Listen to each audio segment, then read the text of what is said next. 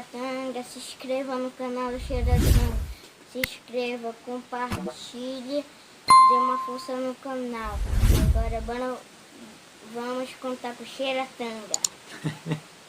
Fala, Xeratanga, mais uma vez aqui com o Buba para dar aquela força no teu conteúdo de vestibular e concurso público, gravando aqui do quintal de casa com a roupa da mamãe estendida lá atrás e a mamãe molhando planta e fazendo as coisas aqui no quintal, tá bom? Hoje nós iremos falar de um tema muito especial para tuas provas, cara, que é um tema chamado, na verdade, ali de impactos ambientais, ou a famosa relação sociedade-natureza. Ora, professor, mas o que é essa relação sociedade-natureza? A relação sociedade-natureza é a relação que o homem veio construindo com a natureza com o passar do tempo. É lógico que até antes do século XVIII essa relação era uma relação menos degradante, mas a partir do século XVIII, com a primeira, com a segunda e com a terceira Revolução Industrial, agora também com a quarta Revolução Industrial, essa relação sociedade-natureza ela passou a ser muito mais agressiva e em virtude dessa agressividade nós acabamos acarretando ou nós acabamos acumulando ao longo do tempo o que nós vamos chamar dos famosos impactos ambientais ou problemas ambientais, que são temas recorrentes na tua prova. Sendo assim, hoje nós vamos falar de alguns aspectos, de alguns impactos ambientais importantíssimos para você. Nós vamos dividir esse conteúdo em 2 vídeos e agora nós vamos falar uma parte, em outro momento outra parte. Te liga que agora eu e o Buba vamos dar essa aula para vocês. Vamos lá, Buba, fica de olho aí.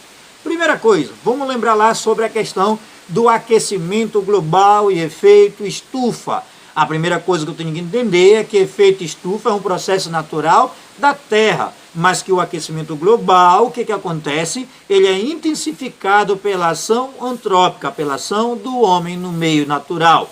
É lógico que eu sei que você manja muito sobre aquecimento global, sobre efeito estufa, afinal de contas você discutiu isso lá no 6º ano. Teu professor mandou, por exemplo, tu apresentar um seminário, e aí foi tu e aquele grupo de pagode com teu amigo segurando aquela cartolina lá para poder apresentar o trabalho, né? E aí vocês fizeram um desenho, por exemplo, do raio do Sol entrando na Terra, batendo na Terra, voltando e chegando ali na camada atmosférica, ele retornar para poder provocar o que nós vamos chamar do famoso aquecimento global. Isso eu sei que tu sabe. Mas o que teu Enem pergunta hoje, o que prova de vestibular pergunta hoje para você, é, por exemplo, as consequências do aquecimento global. E uma das primeiras consequências é o que? O processo de desertificação. Ora, professor, mas o que é a desertificação?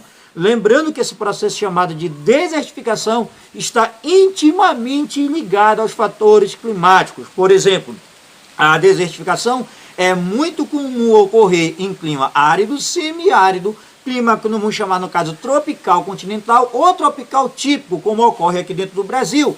E se nós fôssemos levar em consideração os biomas brasileiros, nós vamos ter, no caso, a desertificação dentro da Caatinga e dentro do Cerrado. Mas fica de olho que a desertificação também ocorre em clima subúmido. Ora, mas em clima subúmido, sim, ocorre lá no sul do Brasil. Só que lá no sul do Brasil, ao invés deles chamarem, né, de desertificação, eles chamam para o processo chamado o quê? De arenização. E também tem um outro impacto ambiental decorrente do aquecimento global. Qual impacto ambiental é esse, professor? É um processo chamado o quê? De savanização, Buba. O que é savanização? A savanização é típico de clima equatorial quente e úmido, ou no caso que nós vamos chamar, climas tropicais, vamos dizer litorâneos ou tropicais úmidos. Se fôssemos, mais uma vez, pegar a situação do Brasil, o processo de savanização ocorre aonde? Ocorre simplesmente na Amazônia, na famosa o que? Mata Atlântica. Fica de olho, consequência dos impactos ambientais, principalmente aí do aquecimento global. Outra situação que eu vou ter o aumento do nível do mar. Além do aumento do nível do mar, eu vou ter interferência na calota polar, como, por exemplo, o derretimento da permafrost, ou a destruição da permafrost. Permafrost é a camada de solo e gelo que está congelado, por exemplo, no Círculo Polar Ártico e que vem sendo afetada diretamente pelo aquecimento global ou pelo que nós vamos chamar de do efeito estufa. Uma outra situação é o surgimento de novas espécies vegetais e às vezes até às vezes também até de novas espécies animais, porque algumas espécies animais vão sofrer mutações por conta das modificações das condições naturais de determinado habitat.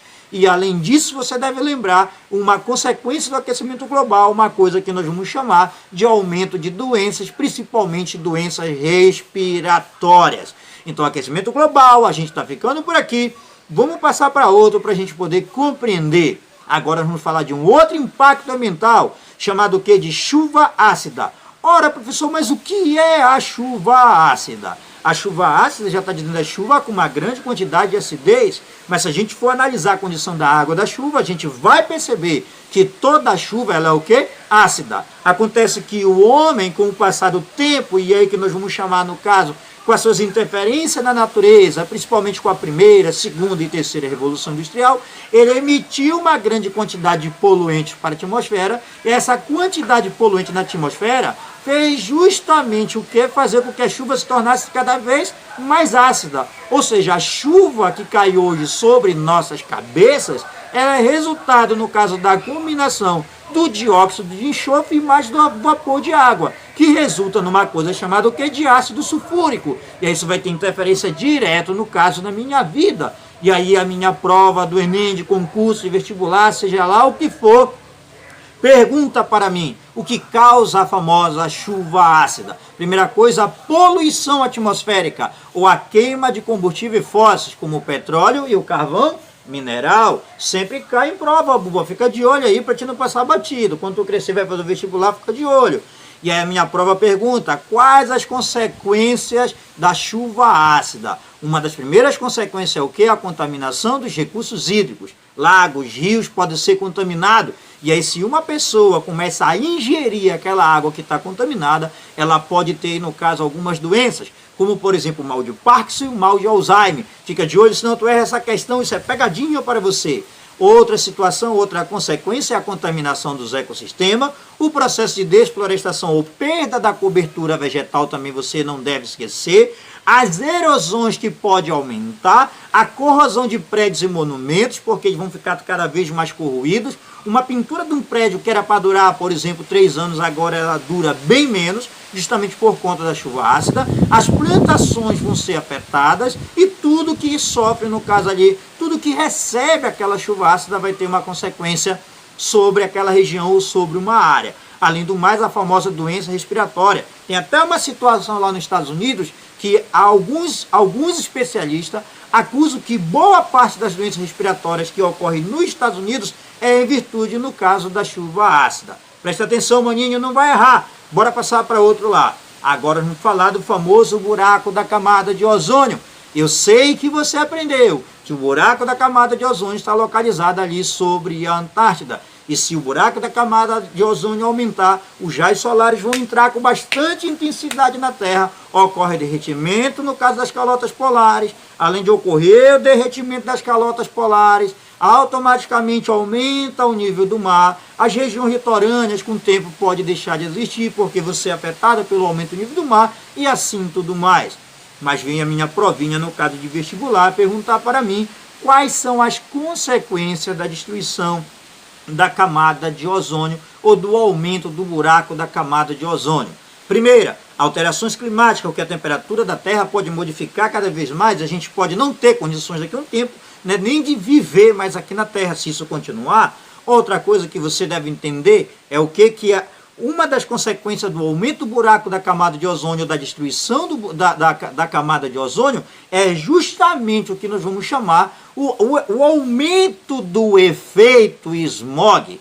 Mas o que é o efeito smog, professor? O efeito smog é o que? É nuvem de poluentes, ou seja, eu vou ter cada vez mais no ar a suspensão de nuvem de poluentes. É por isso que você sai hoje aí na sua casa e cada vez mais você consegue identificar dentro do seu nariz aquelas tremendas, o quê?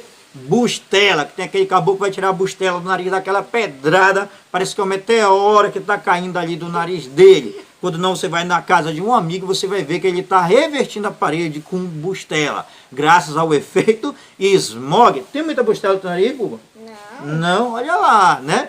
Olha lá, não vai revestir a tua parede com bustela, por favor. Então vamos lá compreender. Então, efeito smog, aumento da nuvem de poluentes. Fica de olho para você não errar. Outra consequência ali do aumento do buraco da camada de ozônio, da destruição da camada de ozônio, é as alterações no ecossistema, alterações nos sistemas agrícolas e aumento o que de doenças, principalmente as doenças respiratórias, e também a gente pode ter o que? O famoso câncer de pele. Não esquece, impactos ambientais, primeira parte a gente fica por aqui, em outro momento a gente volta, se der, eu e o Buba a gente volta para dar essa aula para vocês. Um abração Deus da Amazônia, valeu, manda um abraço para a galera aí, Buba, para eles não esquecerem de ti.